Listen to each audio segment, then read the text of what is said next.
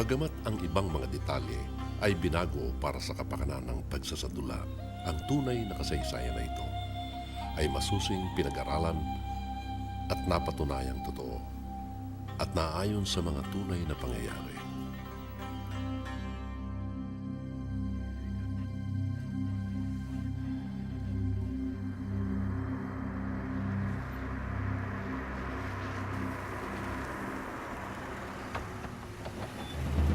Takbo! Takbo! Halika dito! Sakay, dali! Dali! Yung bata sa likod! Dito! Ikaw doon sa harapan! Dali! Esther! Huwag kang pumasok dyan, Esther! Lumabas ka! Sila dito ko sa harapan! Lumabas Sige ka na! dyan! Sumali ka na sabi!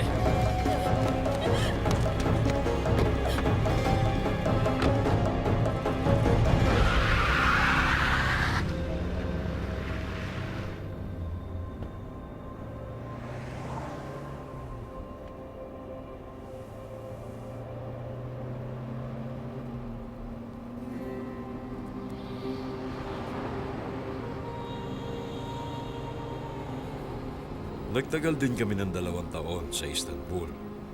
Magagandang taon yon, pero maikli na ang aming oras. Naharap kami sa maraming panganib.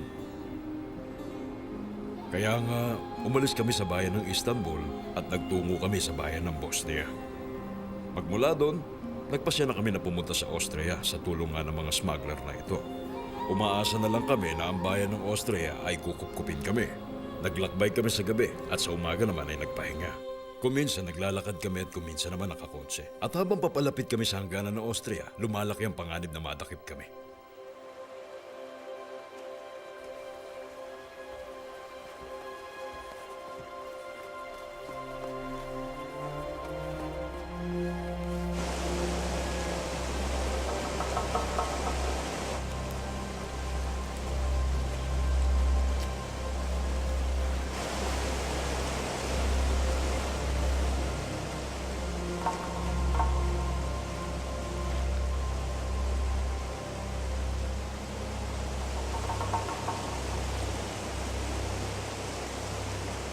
Hindi tayo kaya nito.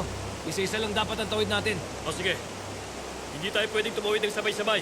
Isa-isa lang.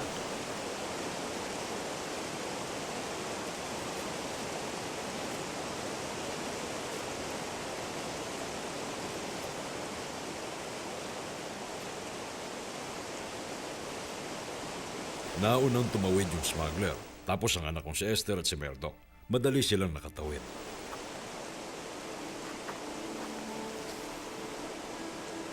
Labis ako nag-alala kay Joseph kasi baka nga hindi niya makayanan tumawid kapag siya'y nag-iisa.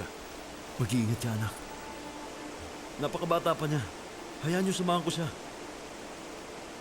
O sige. Sige na, anak. Opo.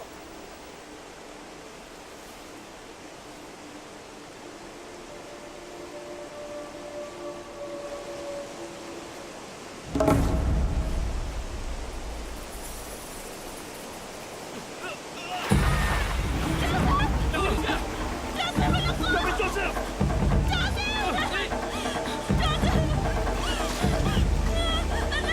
Joseph! Dumating si kamatayan at sinabi sa akin, narito ko para kunin ka. Nasaan na ngayon ang Diyos na sinasabi mo? Tumingala ako sa langit at sinabi ko sa Diyos, Panginoon, dinala mo ba kami sa lupaing ito para kami ng pamilya ko ay mamatay? Saan ako hindi sumunod sa iyo? Saan ako nagkamali?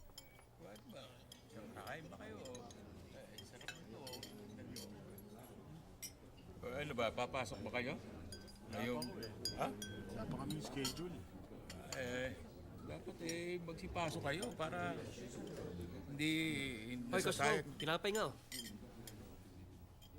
Tignan nyo, nakakamukha nyo na yung mga zombies doon sa pinapanood nating American movies. Hindi. Kailangan lang ni Cosrow ang mas maraming pagkain. Sinabi ko sa nanay nyo, nahainan siya ng mga masasarap na pagkain, gaya ng pinakain ko sa tatay nyo. Tingnan nyo kung gaano siya kalusog. Si Cosrow ay pwedeng maging katulad niya. Hoy, Cosrow, okay ka lang ba? Kailangan ko magtrabaho. Magtrabaho? Ang dapat sa'yo, nasa paaralan. Mas malaking kinikita ko sa inyong lahat. Ang dahilan kung bakit wala akong kita, isa akong estudyante. Hindi ka tulad ng iba dyan na tumitigil para magtrabaho lang. At doon pa sa kumpanya ng telepono. Pwede ba tigilan ninyo yan? Tigilan nyo sabi yan. Nang mamatay ang lolo ninyo, sumalangit nawa ang kanyang kaluluwa. Ang lahat ay umiyak, maliban kay Khosrow. Nalungkot din naman siya nang mamatay ang lolo niya. At paano mo naman nalaman? Sinabi niya yun sa akin. Pero wala siyang sinabing ganun sa akin. Meron akong kaibigan kasama sa trabaho. May depression siya. O ngayon, Hindi pa ba maliwanag? Anong maliwanag? Si Khosrow, meron siyang ganung sakit. Ang dapat nating gawin para kay Khosrow ay ihanap siya ng isang babae. Pwedeng isa sa kanyang mga pinsan. Yun ang talagang kailangan ni Khosrow. Farsin, hindi mo na tinapos yung kwento. Anong nangyari dun sa kasamahan mo? Ano? Nagpakamatay siya.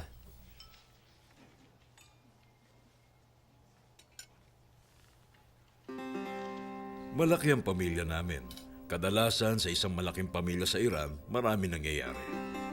Hanggang noong mga sandaling yun, hindi pa nila nakikita ang luha ko. Inisip nilang lahat na wala akong pakiramdam. Pero ang sitwasyon ko ay palala ng palala araw-araw. Pinilit kong mapalapit sa Diyos sa pamamagitan ng kanyang mga batas at kautusan.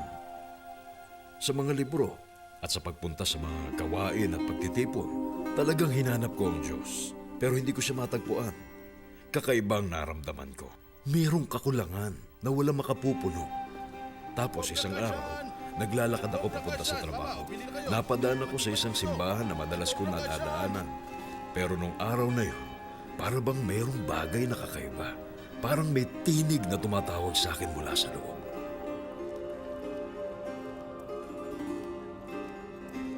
Iba't ibang daan ang dinadaanan ko tuwing umuwi ako galing sa aking trabaho. Yung tinig na tumatawag sa akin noong umagang yun ang nagsabing umuwi na ako at dumaan ako sa dinaanan ko kaninang umaga.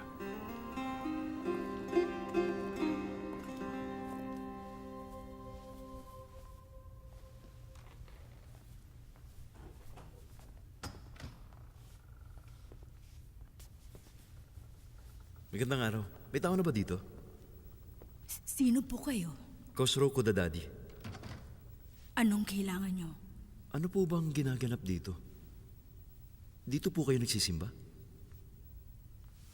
Bakit? Mukha ba akong Kristiyano? Hindi, patawarin niyo po ako. Teka, kailan nagtitipon ng mga tao dito? Tuwing araw ng linggo. Sige, salamat po ah. Babalik na lang po ako. Huwag kang umasa na may daratnan ka rin dito pag linggo.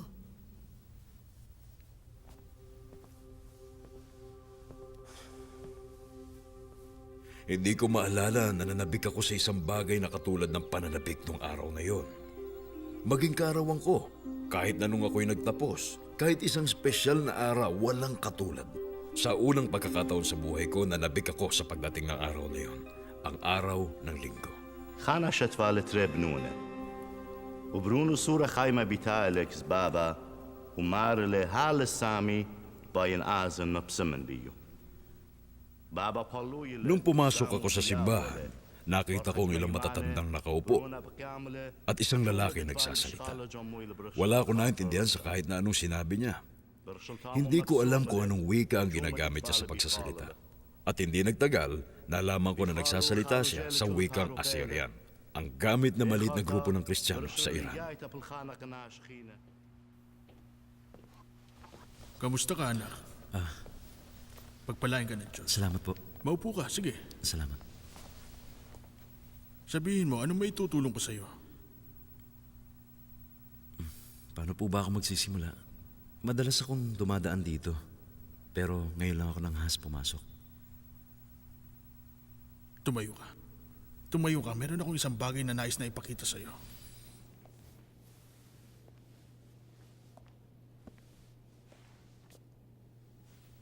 Ang bagong tipan? Para saan? Pinakamahalagang aklat yan na ibibigay ko sa'yo. Yan ay kasaysayan ni Jesus sa ating wika. Kapag nabasa mo na yan, bumalik ka dito at magpakita ka sa akin. At siya nga pala, magandang ngumiti paminsan-minsan. Sige na, tayo na.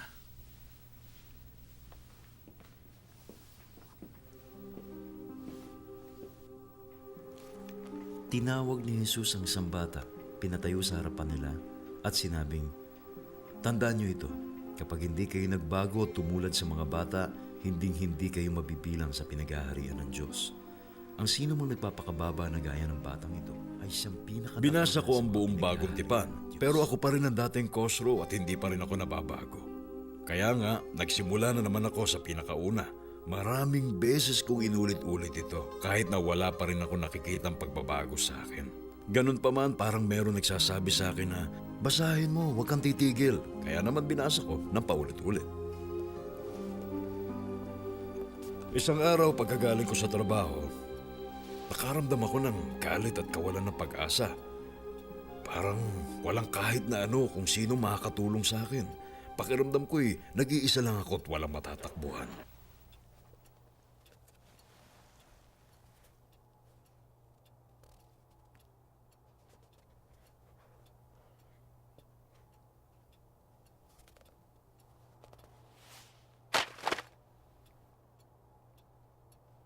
Kung talagang totoo ka nga, halika't kausapin mo ako.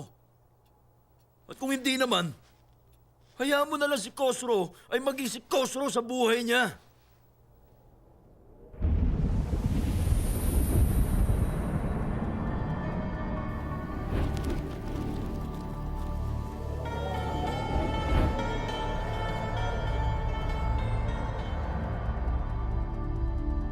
Ibigay mo sa akin ang iyong kamay at buhay mo ay magbabago.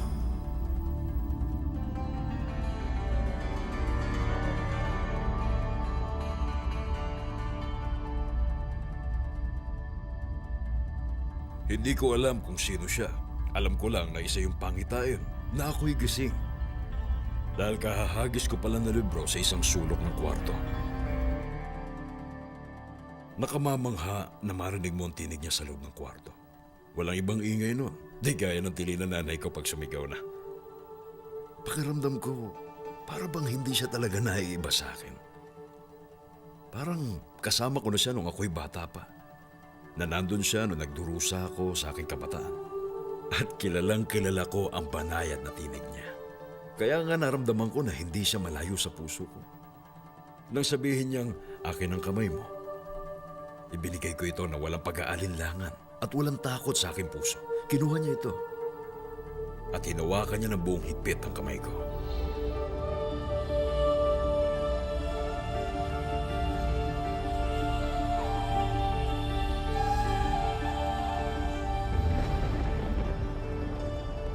Iniabot ko ang kamay ko sa kanya at hinawakan niya ang kamay ko. At iba ang aking naramdaman. Parang may dumaloy na kuryente sa akin daliri papasok sa aking katawan. Pinagpawisan ako ng husto at nakadama ako ng kapayapaan. Nabasag ang bumabalot sa akin at nadurog ang dati kong pagkatao. Isa na ako ngayong bagong nilalang.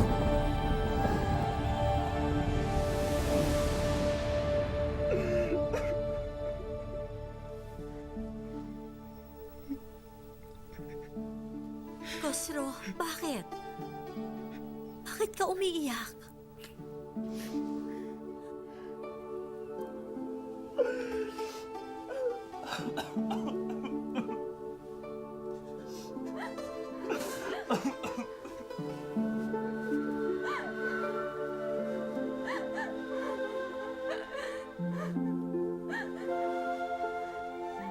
Naniniwala ako.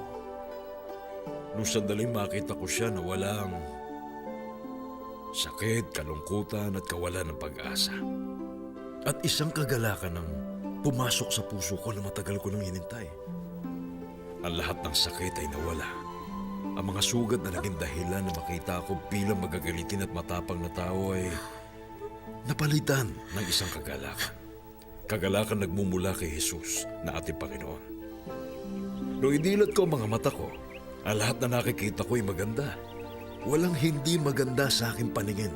Ang aking mga magulang, ang luma naming bahay, at kahit na yung maliit na lawa sa likod ng bahay na puno ng maliliit na isda. Cosro, Ang anak. lahat ng yun ay talagang napakaganda sa aking paningin. Ang lahat ay nabago. Ang lahat ay naging maganda para sa akin. Cosro anak, ikaw ay naipanganak ng muli. Ikaw ay bago ng nilalang kay Hesus Kristo.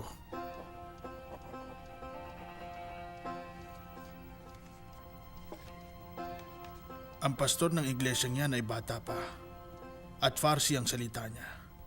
Puntahan mo siya, tuturuan kanyang maigi. Noong nagsisimula pa lang ako sa iglesyang yon, sinubok ng pastor na magkaroon kami ng isang maayos na pagkakaibigan. Naging masigasig siya, kahit alam niyang galing ako sa ibang relihiyon. Pero meron siyang nakita sa akin at naramdaman ko din yun. Na hindi lang ako ordinaryong mananampalataya. Meron pang higit na inaasahan sa akin ng Diyos. Si Jesucristo ay Diyos na nagkatawang tao. Naparito siya para sa atin. Ayos, may nilutong cake si Mariam. Salamat naman sa iyo, Walang anak. anuman po. Siya nga pala mga anak na promote si Cosro sa kanyang trabaho. Hindi po totoo yun. Inalok pa lang nila sa akin. Ano naman ang kaibahan noon?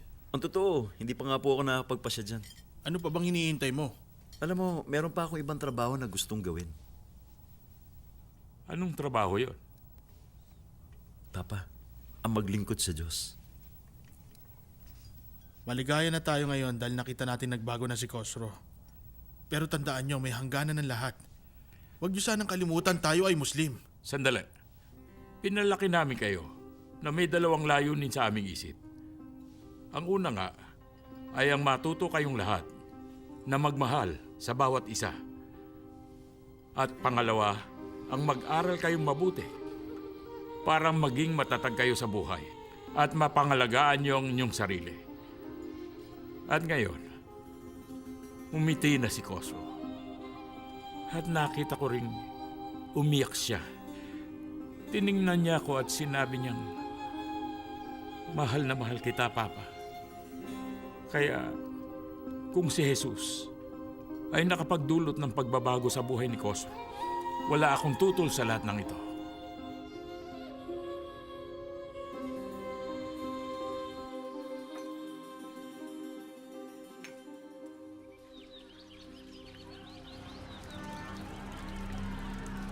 Nararamdaman ko na gusto ng Diyos na maging kawal niya ako.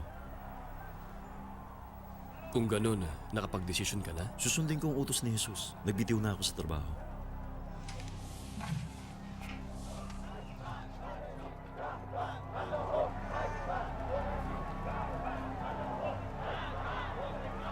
Ang matalino'y takot sa kasalanan at lumalayo siya rito. At ang mangmang na may bagabag dahil sa kanyang kapalaluan.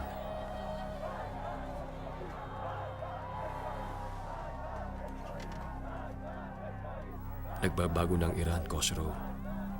May mga di pangkaraniwang nagaganap. Nagsisimula na mga pag-uusig. At walang nakakalam kung kailan matatapos ang lahat ng ito. Ito ba'y inisip mo ng lahat? Ito ba ang iyong desisyon? Napakalaki ng hinihing kabayaran. Dahil dyan sa desisyon na ginawa mo. Kabayaran? Oo, kabayaran. Sa ginawa mong pagdidesisyon at sa iyong pananampalataya. At yun ay napakabigat. Kailangang umalis ka ng Iran. Iwan mong bayan mo. Hindi yun malaking kabayaran. Para sa nagkaloob sa akin ng buhay na walang hanggan. Purihin ang Diyos. Tayo manalangin.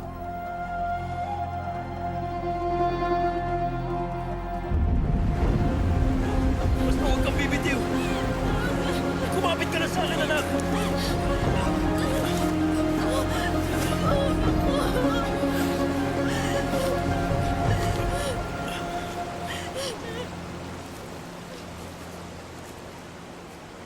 Dali na kayo. Dapat na tayong umalis. Hindi tayo pwede magtagal. Kailangan nila magpahinga. Pero hindi dito.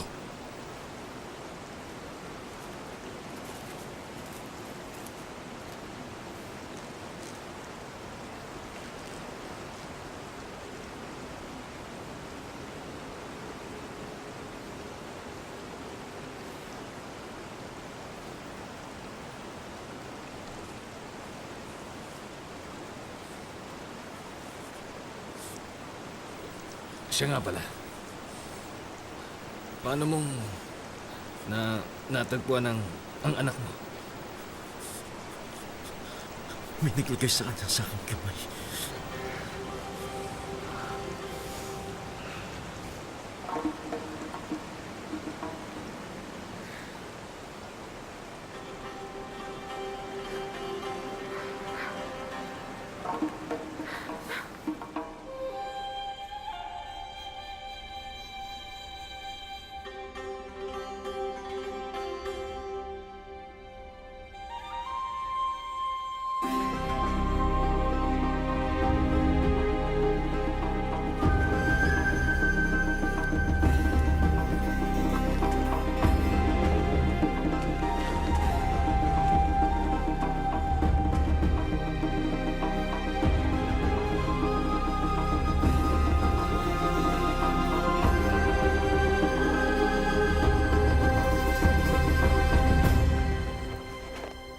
Ang Austria!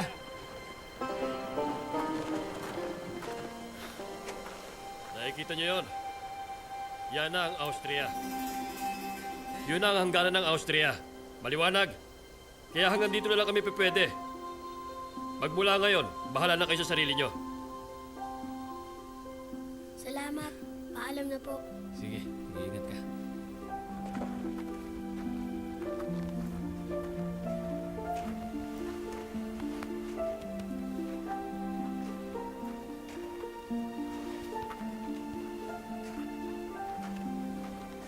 Sa wakas nakarating na rin kami sa hangganan ng Austria. Akala namin ligtas na lugar yon.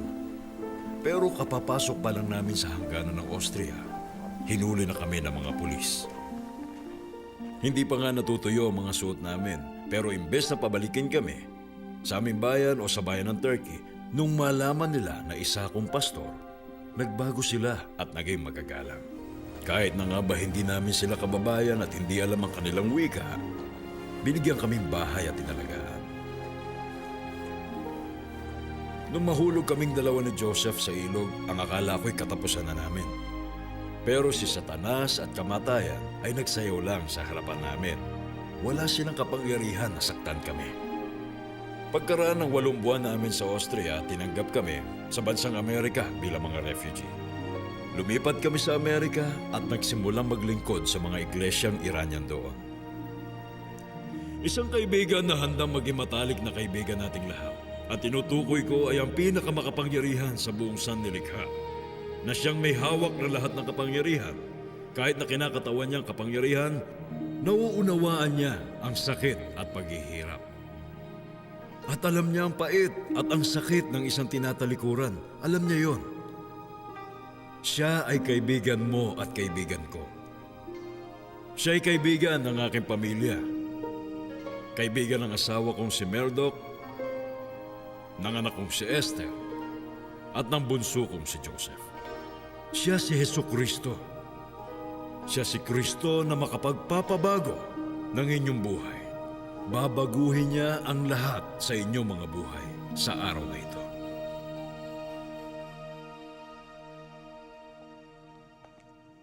Isang magulong mundo, inaharap ng walang pag-asa.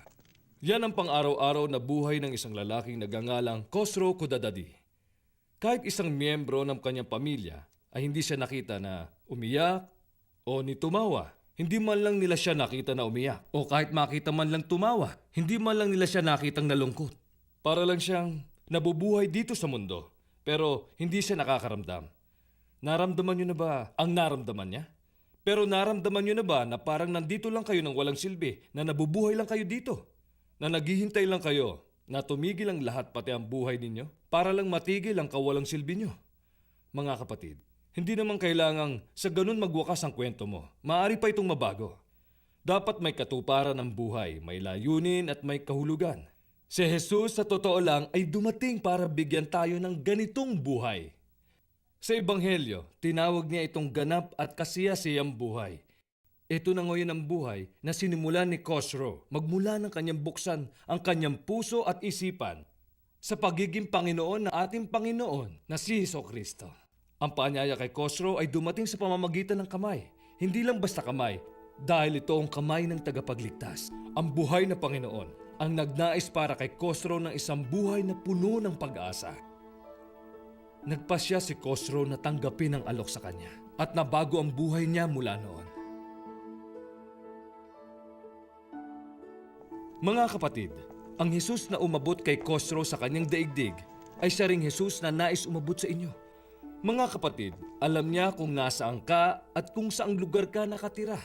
Ang mga alalahanin mo, pangamba mo, pati ang sakit ng ulo mo nauunawaan niya. Hindi siya nalilimitahan ng kalawakan, wika at maging ng relihiyon. Ang kanyang pagmamahal ay pantay-pantay para sa lahat. Kaya mahal ka niya kapatid. Nais niyang maging kaibigan mo siya at nais niyang maging iyong tagapagligtas. Tatanggapin mo ba ang mga kamay niya? Maaring dumating siya o hindi sa panaginip at pangitain mo. Pero tinitiyak ko sa iyo kaibigan, na kahit na sino ka pa at saan ka man naroroon, at kapag tumawag ka sa kanyang pangalan na may katapatan at katotohanan, tiyak na sasagutin ka niya. Pero maaari niyong itanong, paano ba ako tatawag? At ano ba ang dapat kong gawin? Kung nais niyong makilala ang kamanghamanghang tagapagligtas na nagpabago ng buhay ni Khosrow, nais ko po kayong tulungan na lumapit sa ating Panginoon. Hindi lang yon, dahil gusto niyang makilala kayong lahat. Ang kanyang kamay, ang kanyang puso, ang lahat ng ito'y inihahandog niya sa inyo. Sundan niyo po ako sa isang maikling panalangin. Ulitin niyo ito na para bang ito'y nagmumula sa inyong mga puso. Ang Diyos ng pag-ibig ay nakikinig. Hindi siya tumatanggi sa mga nais lumapit na may katapatan at katotohanan. Ano man ang mga nagawa niyo o hindi niyo nagawa sa buhay ninyo, ang nais ng Diyos ay mayakap tayo sa kanyang mga bisig. Kung kayo ay relihiyosong tao, hindi niya kayo gustong bigyan ng relihiyon. Ang nais niyang ibigay ay ang kanyang sarili. Maaring hindi kayo pinalaki na isang madalangin at relihiyosong tao, o kaya napalayo kayo sa Diyos, o kaya na may tinalikuran mo ang Diyos. Pero alam mo na hindi ka tinalikuran ng Diyos, na ang mga mapagmahal niyang mga kamay ay bukas para sa inyo. Siya ang Diyos ng pag-ibig. At ang dakilang pag-ibig na yon ang magkukubli sa ating mga kasalanan. Aalisin niya ang lungkot ninyo, ang mga sakit niyo sa pamamagitan ng kanyang presensya na mayroong taglay na kapayapaan. Tayo po ay manalangin lahat. Tumawag tayo sa pangalan ng Panginoong Diyos. Sundan niyo po ako. Panginoong Diyos, salamat po at inibig niyo ako. Jesucristo, inaanyayahan kita sa puso ko. Alisin mo po ang mga kasalanan ko, ang aking kalungkutan at mga sakit. Bigyan mo ko ng pag-asa, bigyan mo ko ng bagong buhay. Salamat, Panginoon. Naniniwala ako, Panginoon, na sino mang lumapit sa inyo ay pinanganak muli at magkakaroon ng panibagong buhay. Salamat, Panginoon, at tinanggap mo po ako ngayon. Panginoon, bigyan mo ko ng bagong puso at buhay. Sa pangalan po ni Jesus. Amen. Kaibigan, kung nanalangin ka, ang sagot ng Diyos sa iyo ay oo. Dahil simula ngayon ang panibago mong buhay. Nawa ang iyong puso ay mapuspos ng kanyang pag-ibig, kanyang kapayapaan at kanyang pag-asa. Magmula ngayon, ikaw ay sumasa Diyos na. At si Jesucristo ay sumasa iyo.